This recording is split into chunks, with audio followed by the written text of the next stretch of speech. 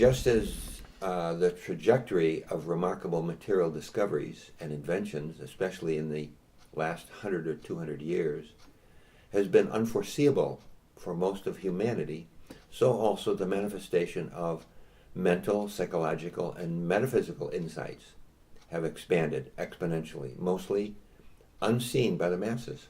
And you know this. This is our history here. This parallel relationship is not by chance, but is part of the fabric of existential potential, the rise of inner awareness, and will continue so that consciousness will expand, manifesting unbelievable capacities as well.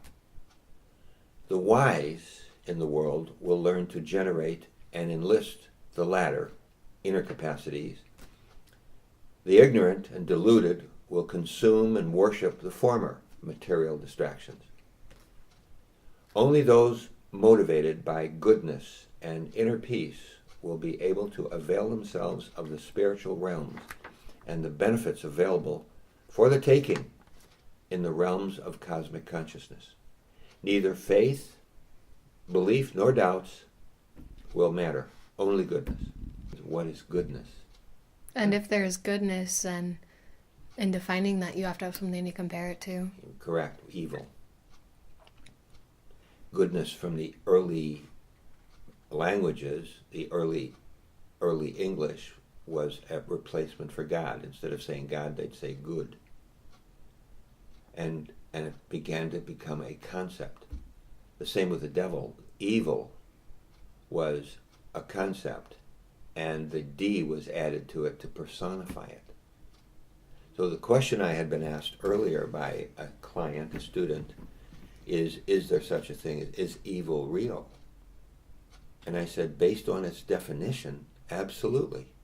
But so is goodness, based on its definition, which is conjured and decided upon by the people of the time who use these words. So we've created evil and we've created goodness in our minds. How do you know then that someone who hurts people and loves to do it isn't doing something good?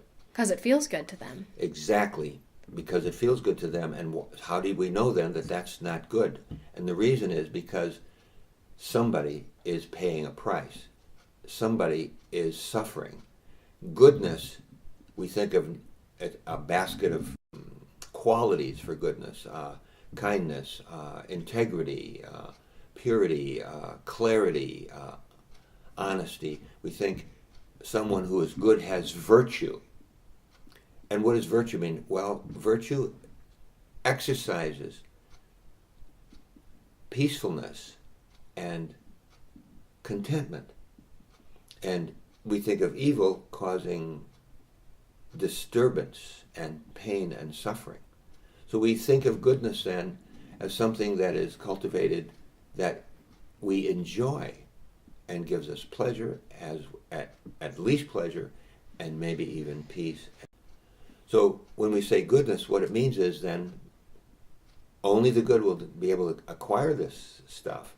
Those who actually behave in the ways that promote for themselves and for others virtue and compassion and support and understanding and all of those things that we call virtues. And that leads us right back, of course, to another lecture, which would be on self-actualization and how that is the next stage for those who are beginning to study themselves.